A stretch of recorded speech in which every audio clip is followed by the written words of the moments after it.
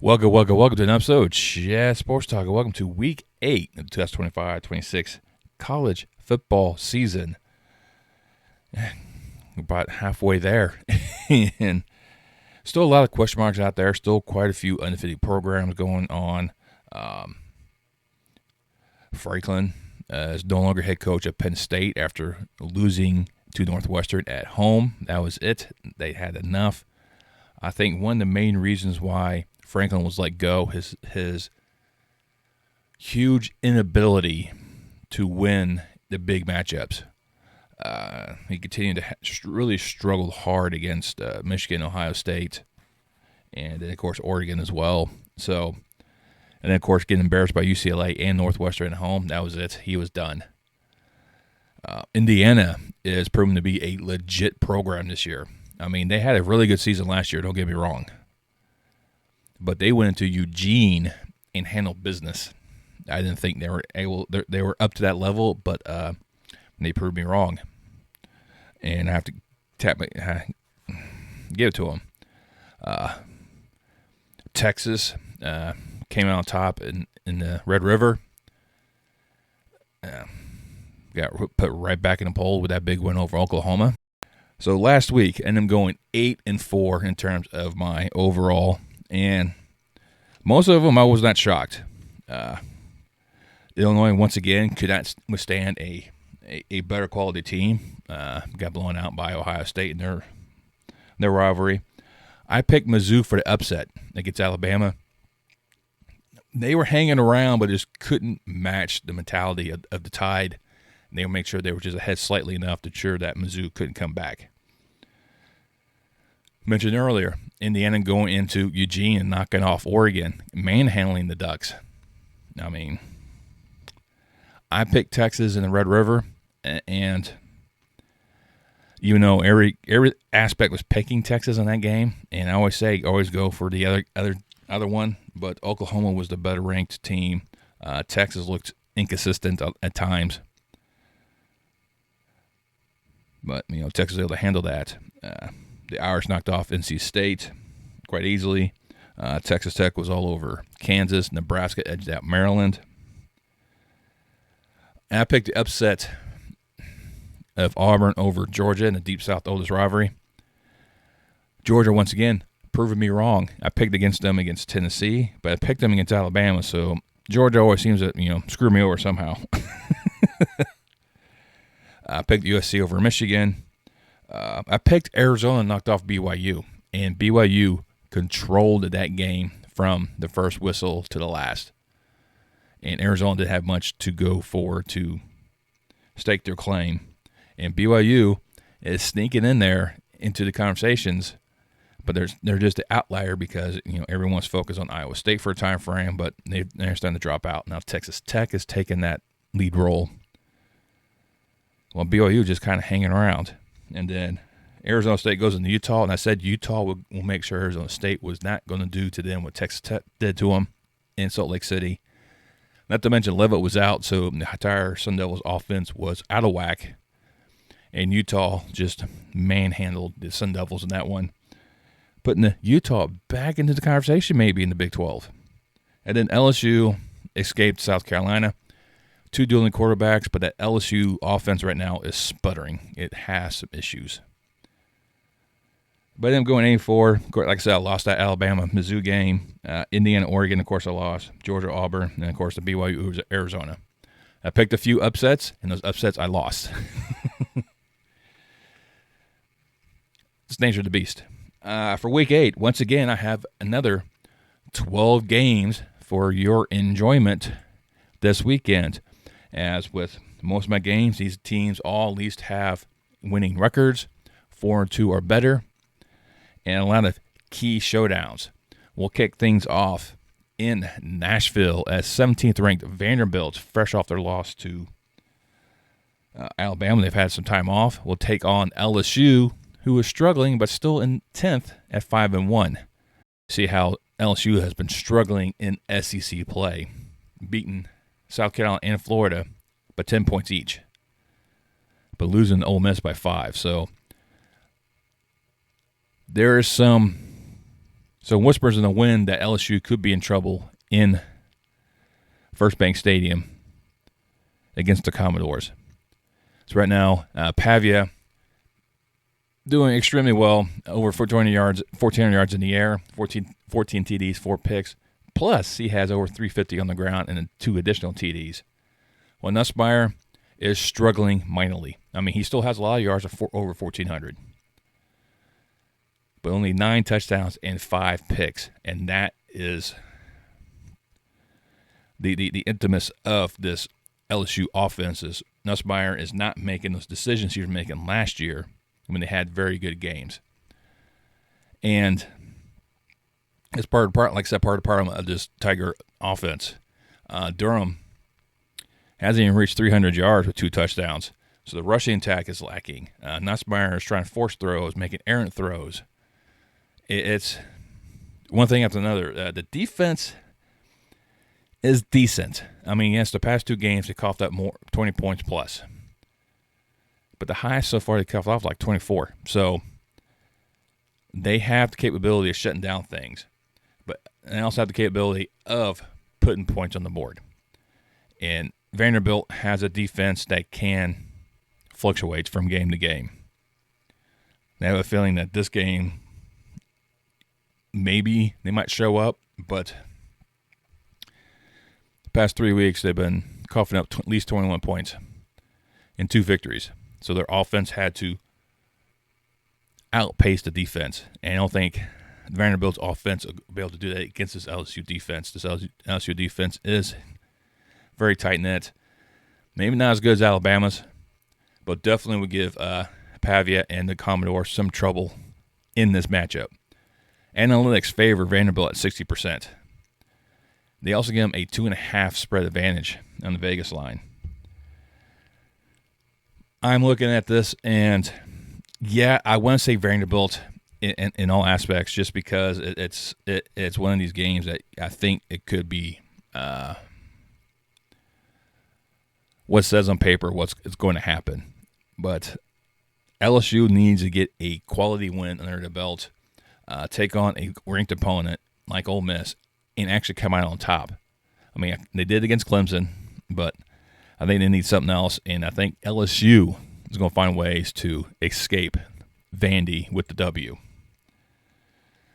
Next time to head to Durham, North Carolina, as the 4-2 Blue Devils play the 12th-ranked undefeated Georgia Tech Yellow Jackets.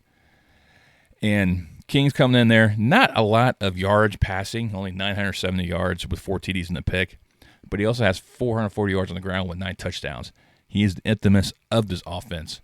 If he goes, that's where the Yellow Jackets go. And if you look at some of the games that they had, I mean, they struggled against Wake Forest, but come out on top in OT. Had to outgun Virginia Tech up into Clemson. So they've had some very close matchups. And Duke, with Mensa leading the charge at quarterback, or over 1,800 yards in the air, 15 touchdowns and 2 picks, and Shepard coming in the backfield for almost additional 450 and 4 touchdowns. So that Duke offense is going to be a problem for Georgia Tech. And you look at some of the games, the only ranked team I think that they've battled was the Illini early in the season, and they got decimated. And then Tulane took them out. But after that, they have bounced back. They knocked off a surprising Syracuse in the season. Syracuse kind of dropped out of the limelight. NC State, Cal. So they're on a 3-game winning streak, and they're going to take it on this juggernaut as Georgia Tech that hasn't really, besides Clemson's, but the only one that they've taken on that had any clout this season. And the teams they faced off, their defense have been struggling, but their offense was there to pick up the pieces. Right now, analytics favor Duke at 62%. Vegas has them at 2.5. They're downplaying Georgia Tech. Looking at this Duke offense is going to be a major problem. But the Yellow Jackets can swarm in there and disrupt everything that Mensa is trying to do. That's going to definitely shape the narrative. Limited what Shepard can do can also shape the narrative. But if Duke cannot find a way to contain King, it's going to be a long day for that Blue Devil defense. And all in all, I have to look at the record of Georgia Tech, and you can only play with the games you're handed to you and deal with them as you will. There are some days that, yes, you will struggle. But I think Georgia Tech is slightly better than Duke, but I know Duke is going to make this a close game. I do like the 2.5 version of this, but I think it's going to be Georgia Tech, leaving Durham to be continuing to remain undefeated. Now we head to the Big House in Ann Arbor, and as the 4-2 Wolverines play host to the 5-1 Huskies of Washington. Washington just kind of hanging outside that top 25. Washington hasn't had that marquee win. Michigan, had that great win in Lincoln, but struggled against Oklahoma, struggled against USC. So, Michigan's one of these teams, you kind of look at them like which version is going to show up. Is the one knocked off Nebraska, or is that one to get blown out by USC? And for the Wolverines, Underwood, main quarterback, 1,200 yards, only 5 touchdowns and 2 picks. But the mainstay of this offense is the rushing attack, led by Haynes, 705 yards, 8 touchdowns. For the Huskies, Williams, over 600 yards passing, 10 touchdowns and a pick. Very smart quarterback in terms of throwing. Coleman, over 500 yards on the ground, 11 touchdowns. This is a very balanced offense. This is the offense that's going to challenge Michigan on their home turf. I wouldn't be surprised if Washington led at points in this game. But analytics right now favor Michigan at 68%. Vegas has them at 5.5. Take the points. I think Washington is definitely going to be a major factor in this game. Like I said, I would not be surprised if Washington was leading into the fourth quarter over Michigan. But I do think Michigan will have just enough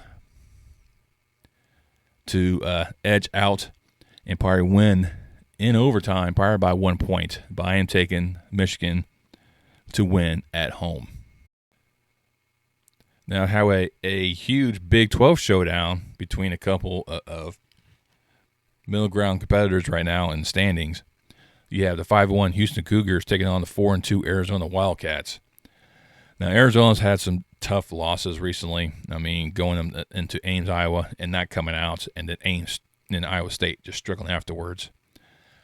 Battle BYU into a double overtime.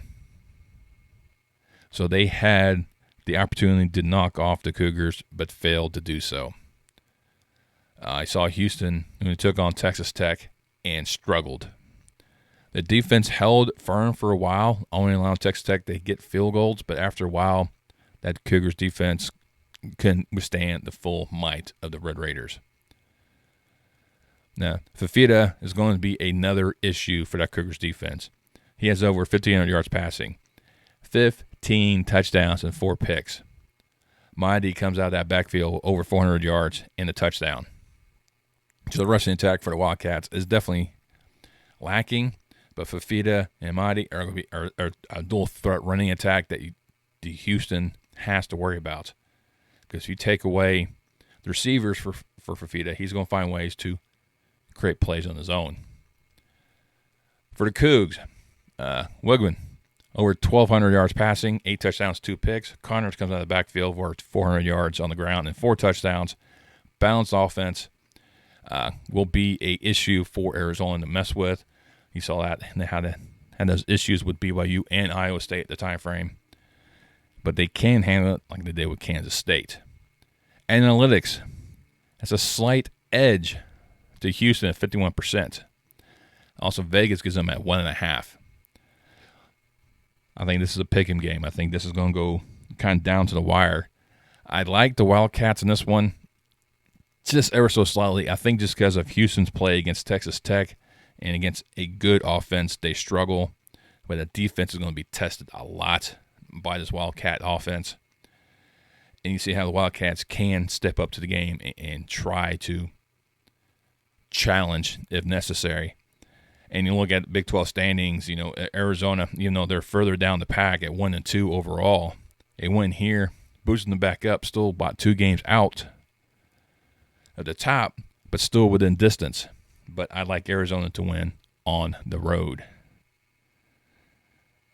Now, staying in this Lone Star State, we head up to Fort Worth, Texas, as the 4-2 Horned Frogs of TCU battle their nemesis, 4-2 Baylor Bears coming out of Waco. Once again, just like that same kind of arena as that Houston and Arizona game, you find the same type of setup where one team's 2-1, one's 1-2, in that middle of the pack of the Big 12, just looking for the top teams to stumble and fall so they can sneak in there and try to do something themselves. And these teams that have great games overall, I mean, both last opponents was Kansas State. Baylor snuck past them. TCU couldn't handle them. And you see how they both lost by the same score against Arizona State. It's kind of funny how these guys are kind of similar with their games. For Baylor, Robertson leads them for over 2,000 yards in the air, 19 touchdowns and 4 picks. Definitely numbers you would like to see. Washington comes out of that backfield, 550-plus and 5 touchdowns.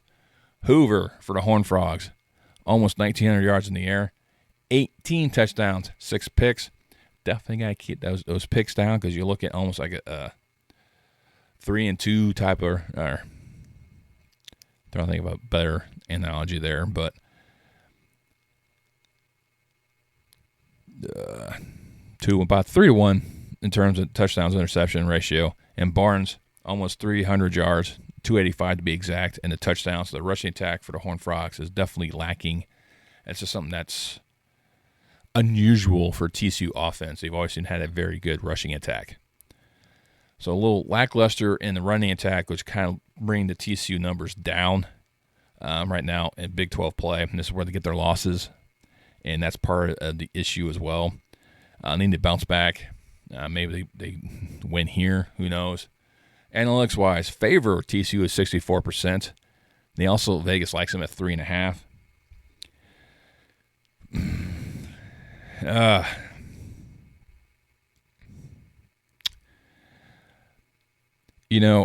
Baylor, I think, is going to make this more of a game than what TCU is going to want. I think TCU is on the ropes right now for their season, even though it's early in the season. But a loss here pretty much, I think, takes them out completely of the Big 12 title game.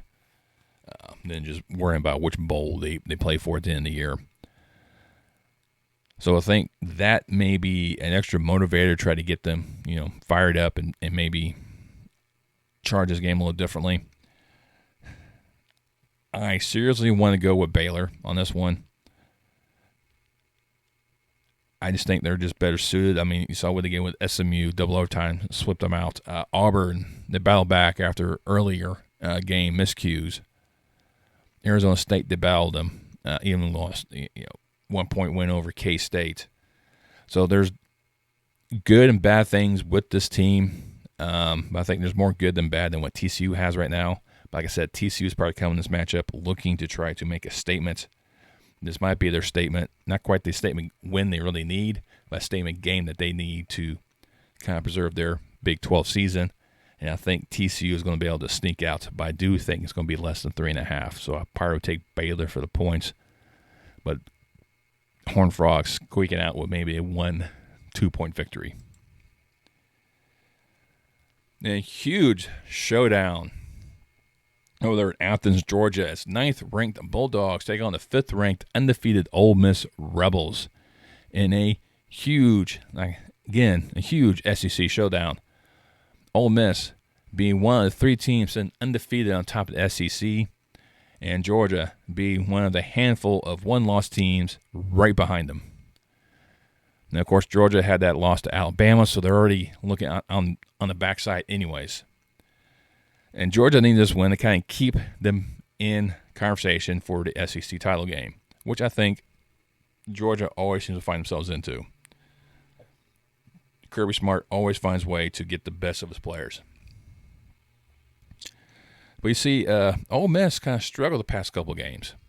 They struggled mightily against Washington State in the beginning. The Cougars came in there and were shocking Ole Miss in their own grounds. They still ended up winning 24-21, but put a little checked their ego at the door after that game. LSU battled them, which they knew they would for the Magnolia Bowl. So no question in terms of that one. That game in Kentucky, battle immensely. Game against Arkansas, battle immensely. So Ole Miss has been winning these close matchups. It's a matter of time for it nips them. In terms of Georgia, of course, they had that overtime comfort behind victory against Tennessee. Alabama, they battled tooth and nail, but were just too little too late in that loss. So Georgia, I think, has a little more grit than Ole Miss has right now. But these two will put everything on the line for this matchup. For the Rebels, Chambliss, over 1,200 yards in the air, 7 touchdowns in the pick. Lacey comes to that backfield, over 580 yards on the ground, 8 touchdowns. Stockton, 1,200 yards plus, passing for the Bulldogs, 6 TDs in the pick. And Bowens comes out of that backfield at 315, 4 touchdowns. So, yeah, Stockton may have, not quite as – I think Stockton and Chambliss, are identical quarterbacks right now. I mean, if you look at their stats, they're comparable.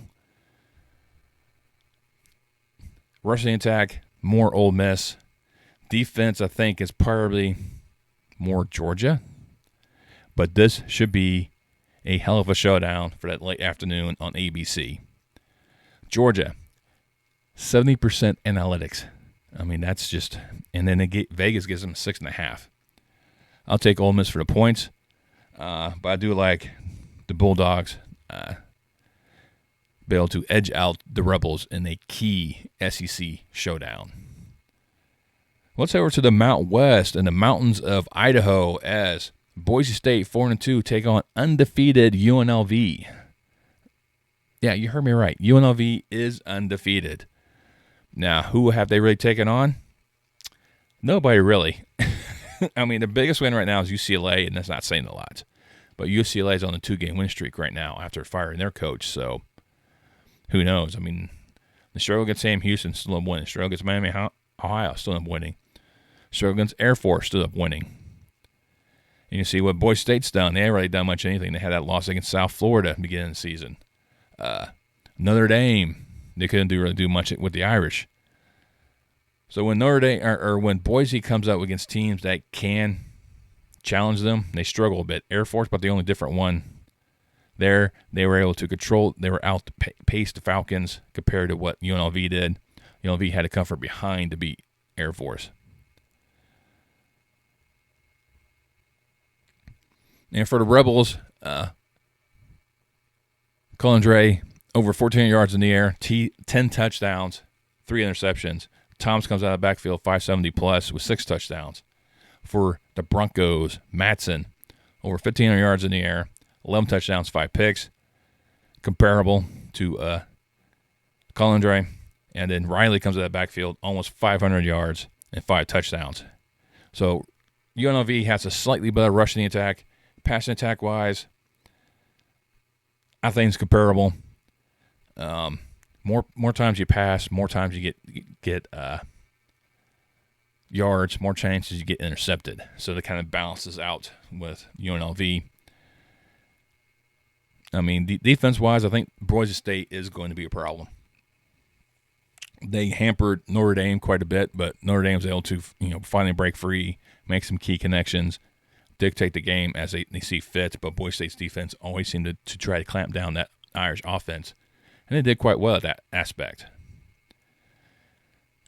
Analytics hugely favor Boise State, 72%. Vegas likes them at 10.5. That right there shows me that they don't trust UNLV's record. And UNLV showed they have struggled most of the season against teams that could be classified as lesser than them or even fairly comparable. But they found ways to win. Just like old Al Davis from Raiders Day. Just win, baby. And they've done that. They've taken that moniker from their now NFL compatriot in Allegiant Stadium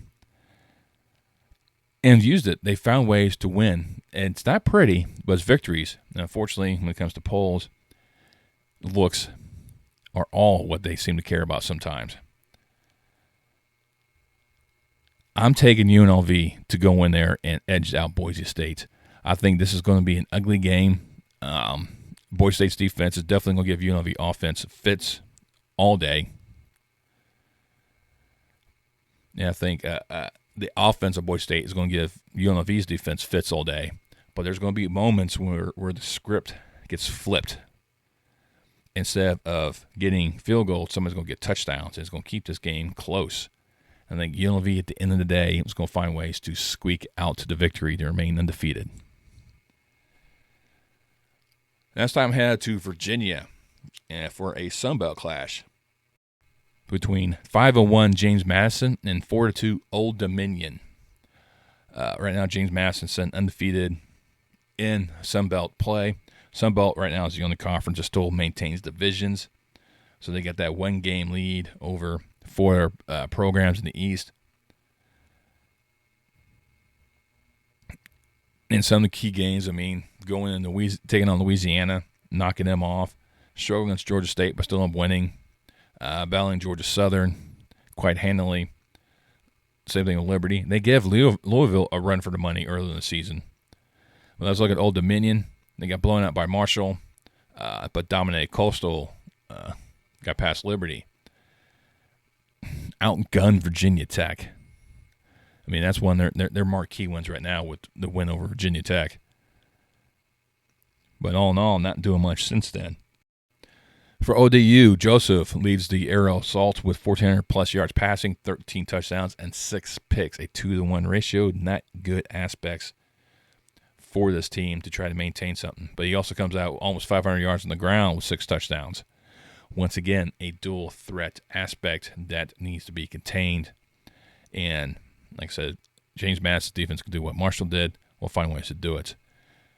Speaking of JMU, Barnett, 950 yards in the air, 7 TDs, 2 picks. Not stellar numbers, efficient numbers, but his passing rate, completion percentage is atrocious. Only 94 completions out of 156 attempts. Knight is the main focus of the Duke's offense. Over 500 yards on the ground, 4 touchdowns.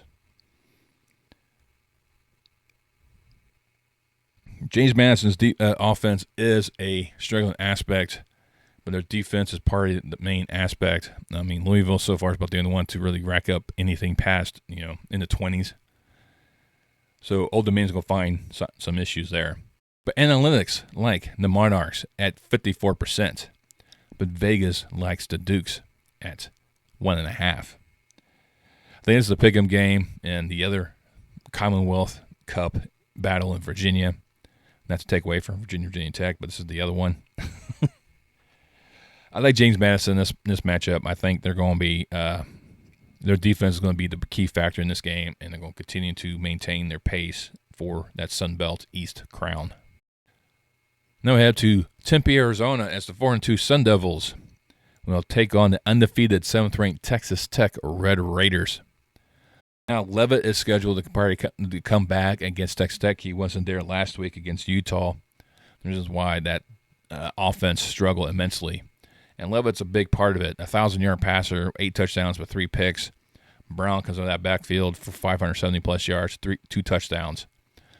Morton is just being phenomenal right now back there. Over 1,500 yards in the air, 13 TDs and only 3 picks. That's a 4-to-1 ratio. Any team would take that. Dickey comes out almost 600 yards on the ground with 8 touchdowns. This offense is potent. They find ways to put points on the board. Yeah, did they struggle in Houston? Yes, but they still find ways to put points on the board, even if it was field goals. But they still did it.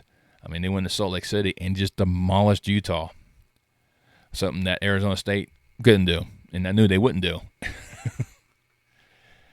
But Arizona State does have some good wins. They also have some bad losses. That game in Mississippi State where they were down 17-0, led 20-17, only to cough up a late touchdown to lose the game. And, of course, their blowout loss in Salt Lake City. But right now, everything's flying in the direction of the Red Raiders. Right now, they're the number one team right now in the Big 12. BYU is a distant second with Cincinnati, even further back at third. But this is going to be, I think, a huge factor to really stamp what the Red Raiders can do, what they should be doing, probably get them close to the top 5 ranking if some of the top teams aren't falling down. But they're definitely, I think, a team you got to watch out for at the end of the year. And it looks like I'm at 76%. They give them a 10.5 line in Vegas. I'm not pushing back against anything on this one. To Alabama, as the 6th-ranked Crimson Tide at 5-1 will take on their arch nemesis Tennessee, also at 5-1 and 11th ranked. Big SEC showdown. Both teams right now. Alabama's undefeated in SEC play. Tennessee got that one loss thanks to Georgia, which Alabama beat, so that kind of puts Tennessee out there. But Tennessee is definitely going to give Alabama a headache all day in this one. And Alabama has struggled against a lot of teams. I mean, they struggled against Georgia, but still winning. Struggled against Vanderbilt initially and then just took off. Struggled against Mizzou, which I knew they would be able to. Ever since that Florida State loss, Alabama's found themselves. And that's going to be part of the problem. Tennessee is always going to find themselves in these type of matchups. I mean, Georgia, some miscues really led to their downfall in that game. I think they should have beaten Georgia. That didn't quite happen. Mississippi State gave them all they could handle. They ended up winning that game in overtime. Had trouble against Arkansas. So there's some flaws with this Tennessee matchup or this Tennessee team. Their defense kind of lets things fall apart. Offense makes a few miscues. It gives their opposing team great field position. And Aguilar, over 1,600 yards in the air, 14 TDs, but 5 picks. A 3-1 ratio, still a good ratio, but definitely one that they need to work on.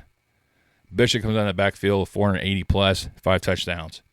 Simpson, since Florida State, has been phenomenal. Right now, he's over 1,600 yards in the air, 16 touchdowns in the pick. If you take away that first game, he is doing everything he needs to do to lead this team. I think Byron has some whisperings of a Heisman, how well he is actually doing. Miller, being supportive, over 260 yards on the ground and a touchdown. Now, rushing attack for the Tide definitely needs to be more of an emphasis. A rushing attack will always dictate the pace of the game. Continuing to time possession gives the other team less time to try to come back, which gives their defense more opportunity to be aggressive, make those interceptions and sacks they need to do. And those type of things that you need to really look at. Analytics right now. Super in favor of Alabama, 73%. The line's 8.5 in favor of the Tide. Take Tennessee for the points. I do think Tennessee will make this a game, but Tennessee will find ways to, miscue somewhere along the lines, and Alabama's going to take advantage of that. I think it's going to be very similar for Alabama to Mizzou and Georgia. I think it's going to be much on the same line for Tennessee as Mississippi State and Georgia. Just take that Georgia games for both these programs and combine the two. I think that's how this game's going to end up going. But I do see Alabama squeaking out past Tennessee by at least 3 points. Then over to South Bend as the 4-2 Fighting Irish, 13th ranked, take on a surging USC team who's 5-1 at ranked 20th. Then they might be a little on the radar, but they need that marquee win. I mean, they win at Illinois, and I thought they're going to just demolish the Illini, and the Illini said, not today. And like I said, Notre Dame's first 2 losses were to Miami and A&M by combined 4 points. So, and since then, they've just been rounding off with victory after victory after victory.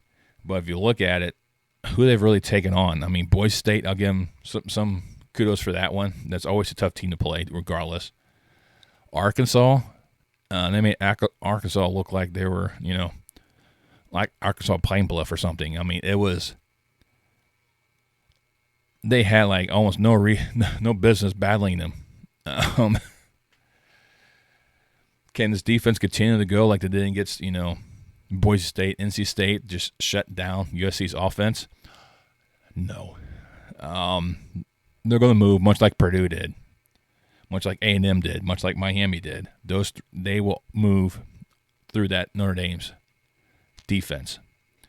But can Notre Dame's offense get past USC? Is it going to be like what they did against Michigan, or is it going to be like what they did against Illinois? That defense, you don't know which version is really going to step up and kind of show themselves. Maivia for the Trojans, over 1,800 yards in the air, 13 TDs, 2 picks.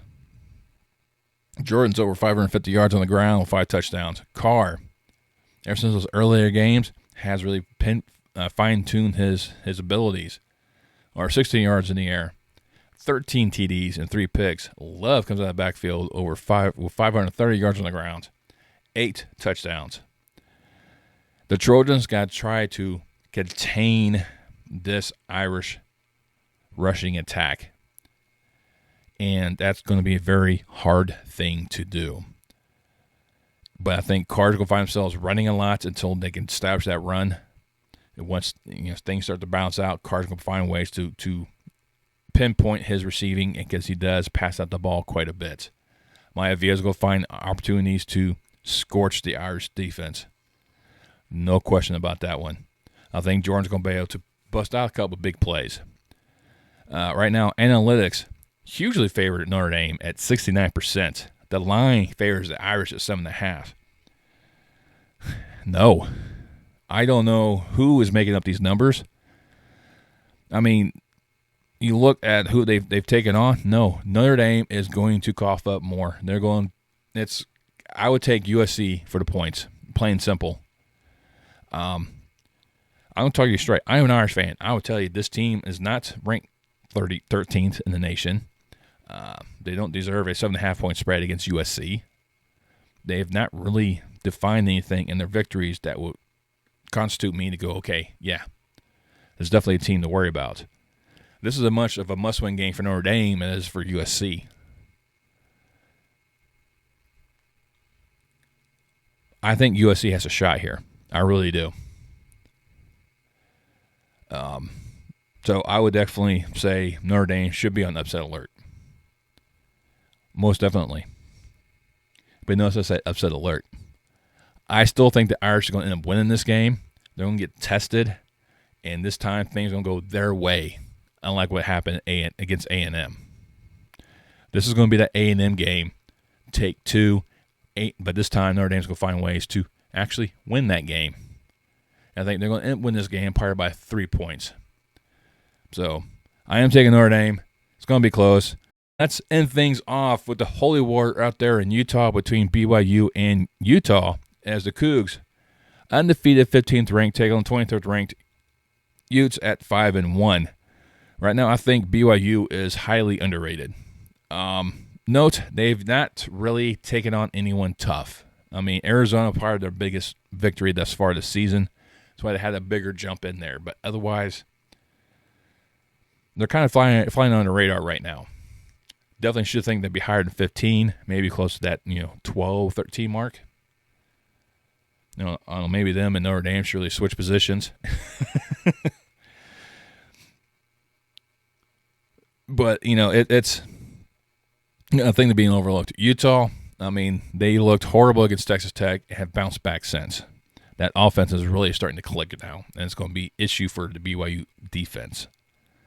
Dampier, over 1,100 yards in the air for the Utes, 11 TDs, 3 picks. He also has additional 370-plus on the ground with 5 touchdowns.